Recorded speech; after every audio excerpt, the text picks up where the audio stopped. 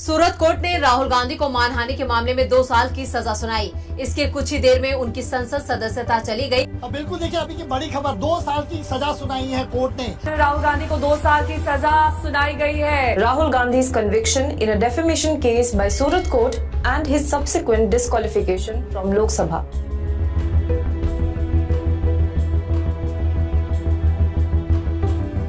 मार्च सूरत की एक जिला अदालत ने मानहानि के एक केस में राहुल गांधी के खिलाफ फैसला सुनाया।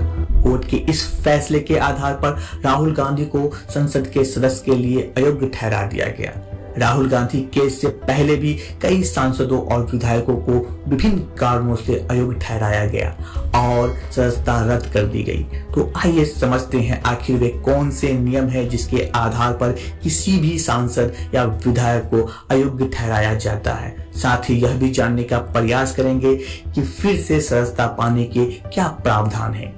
जब हम अयोग्यता के निर्धारण की बात करते हैं तो सामान्यतः इसकी 3 विधियां या आधार हैं। संवैधानिक आधार, संविधान की 10वीं अनुसूची और वैधानिक आधार। इसमें कुछ धाराएं हैं। सबसे पहले संवैधानिक आधार को समझते हैं। संविधान में 2 अनुच्छेद हैं जो अयोग्यता को निर्धारित करता है। यह अनुच्छेद 102 जो सांसदों के बारे में है और अनुच्छेद 191 जो विधायकों के बारे में है। आइए समझते हैं।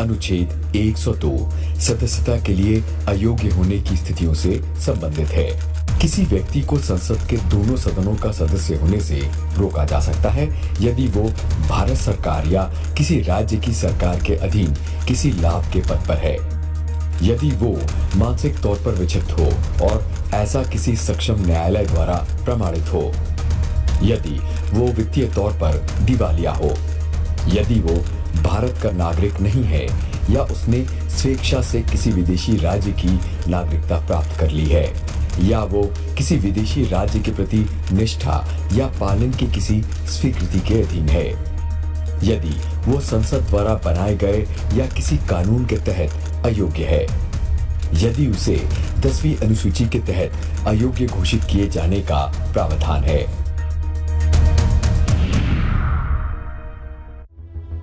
आइए इस 10वीं अनुसूची को समझते हैं। 1985 में संविधान में 52वां संशोधन किया गया। इस संशोधन के द्वारा संविधान में 10वीं अनुसूची जोड़ी गई। इसी 10वीं अनुसूची में दल बदल कानून है। इस कानून के अनुसार जब कोई सांसद या राज्य विधानमंडल के सदस्य एक राजनीतिक दल को छोड़कर दूसरे राजनीतिक दल में शामिल होता है तो यह कानून उसे दंडित करता है और उसकी सदस्यता रद्द हो जाती है। अब सबसे महत्वपूर्ण आधार जिसके आधार पर सदस्यों को अयोग्य ठहराया जाता है वह है वैधानिक आधार, यानी जनप्रतिनिधि अधिनियम 1991। इस अधिनियम में कई धाराएं, आइए समझते हैं। जनप्रतिनिधित्व कानून की धारा 8 दोषी राजनेताओं को चुनाव लड़ने से रोकती है।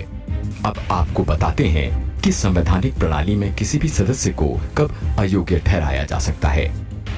जब सदस्य चुनावी अपराधों और चुनाव में भ्रष्टाचार के लिए दोषी ठहराया गया हो, सदस्य किसी भी अपराध का दोषी पाया गया हो और कम से कम 2 साल के कारावास की सजा सुनाई गई हो, सदस्य भ्रष्ट आचरण के आधार पर भी अयोग्य ठहराया जा सकता है।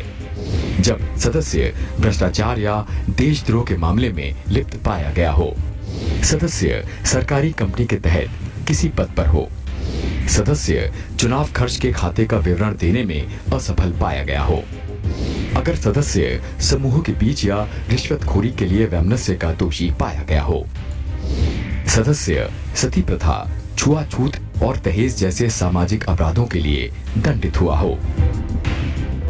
तो ये थे अयोग्य घोषित करने के आधार। अब अयोग्य घोषित कर दिए जाने पर क्या पुनः सदस्यता प्राप्त किया जा सकता है? लक्षद्वीप के एक सांसद को सदस्यता वापस मिल गई। इससे पहले हरियाणा के एक विधायक की भी सदस्यता वापस मिल गई। तो आखिर किस प्रावधान के तहत सदस्यता पुनः वापस दी जाती है, या इस बात पर निर्भर करेगी कि सदस्य को किस आधार पर अयोग्य ठहराया गया। अगर किसी सदस्य को किसी अदालत ने सजा सुनाई है, उस सजा के आधार पर अयोग्य ठहराया गया है, तो उस स्थिति में अगर सदस्य अपीलीय अदालत में अपील करता है तो अपीलीय अदालत अपील लंबित रहने तक दोषी की सजा को लंबित कर सकती है। दूसरा विकल्प है निचली अदालत के द्वारा अगर दोषी को उस दोष के लिए माफ कर देती है। वीडियो में अंत तक बने रहने के लिए शुक्रिया। जानकारी भरे वीडियो के साथ फिर मिलते हैं। धन्यवाद।